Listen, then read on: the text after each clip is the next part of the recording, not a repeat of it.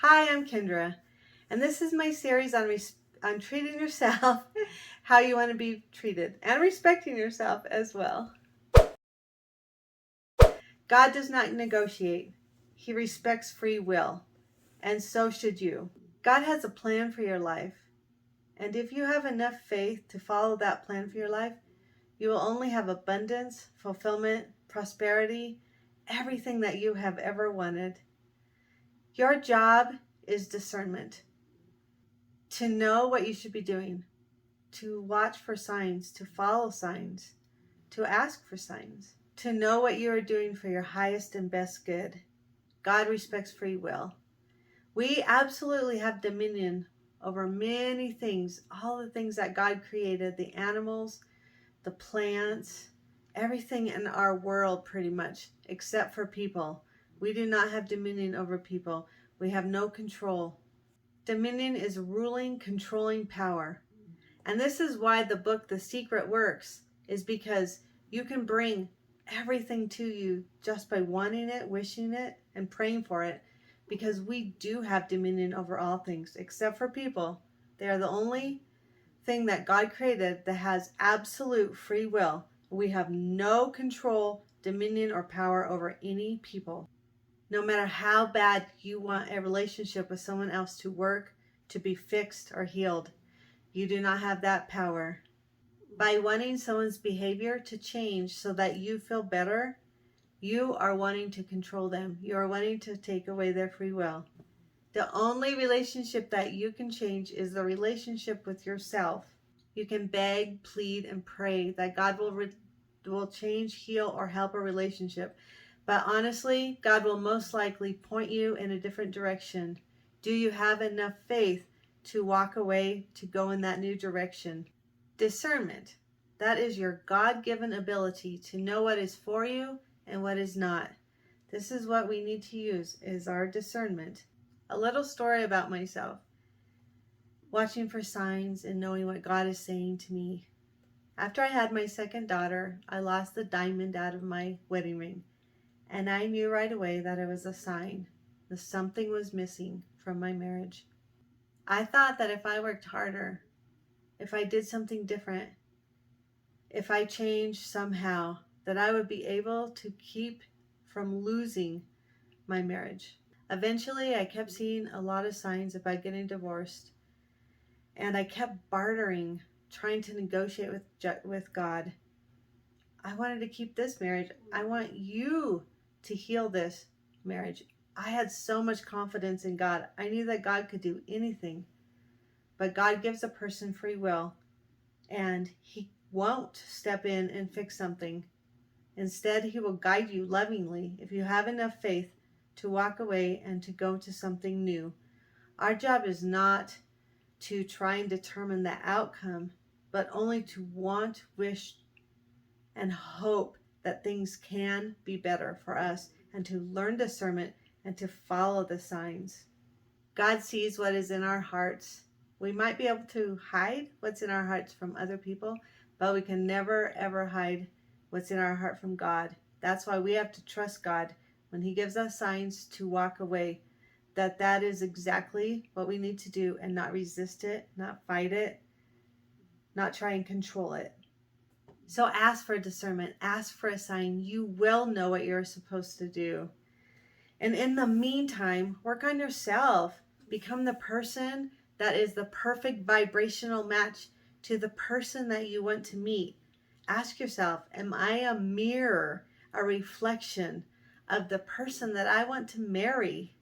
I always tell people, write down all of the things that you do and do not want in a particular spouse that you would like to marry.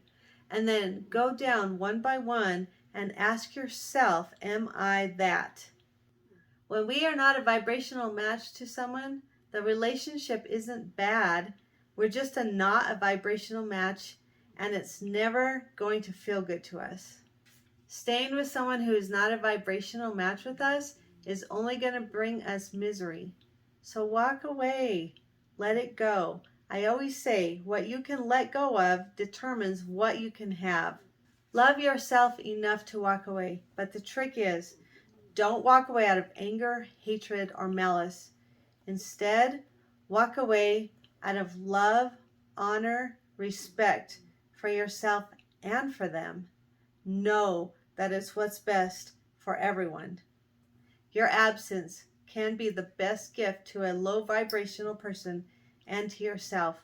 Believe me, people are watching you. People you don't even know are watching you for guidance, and your children and grandchildren are looking to you for guidance. You want to be the best example to them to help them raise their vibration, and you want to be the best example to the person you're walking away from and to yourself. When you walk away, honor them, respect them, love them, and forgive them. Quietly close the door and walk away. Do this out of love, and it will raise your vibration like you won't believe. But if you do it out of anger, hatred, revenge, or malice, you will continue to stay in the circular, low vibrational, never ending, horrible place. And you don't want that, and you don't want that for yourself or for anyone. The only way to help raise someone else's vibration, and the only way to raise your vibration, is to do things out of love. Love, forgiveness, kindness. Close the door quietly and walk away completely. Take yourself completely out of the equation.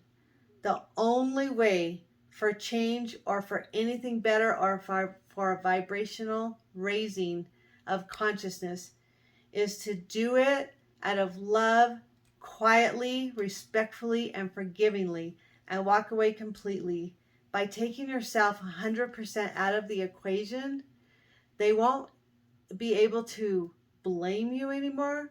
They won't be able to keep you at the low vibrational. They won't be able to look at you as the cause of their problems anymore. Once you close that door and walk away, that door now becomes a mirror to them, a reflection. They are now only going to be able to bring to themselves everything that vibrates the same as them. They're only going to be able to bring to themselves who and what they are. And they won't be able to do that when you stay in the equation. So quietly, lovingly, close the door and walk away completely. And you know that no one can change unless they're absolutely forced to change. You know this to be true on yourself. When have you ever made changes in your life? Think about yourself. Did you make changes when things were good and happy and fun and wonderful in your life? No. Why would you? You didn't make changes until there was no other option but to make a change in your life when things felt hopeless, depressing, depleting. You were desperate for something. That's the only time that you made changes, and it's the only time anyone will make changes. So allow them to get to that place. So walk away in confidence. Allow everything to be as it is. Raise your vibration. Walk into your future. Trust your purpose. Walk in your purpose. Know that you are raising your vibration, and everything in your life is going to be good as soon as you can. Trust that you are walking into a better place in your life. I'm not saying that it's going to be easy, because it's not. I'm going to be honest. It's going to be really hard sometimes. Sometimes you're going to be so lonely, and you're going to look back and think, why did I ever leave? At least it was not the worst thing in the world. But if you can stand your ground, trust your own gut, your God, your vibration, trust the future, trust the purpose that is put upon your life, and walk in it. Allow your vibration to raise. It will be the most rewarding thing in your life that you could ever do, not only for yourself, but for everyone around you. Test it. See if it works. Thank you.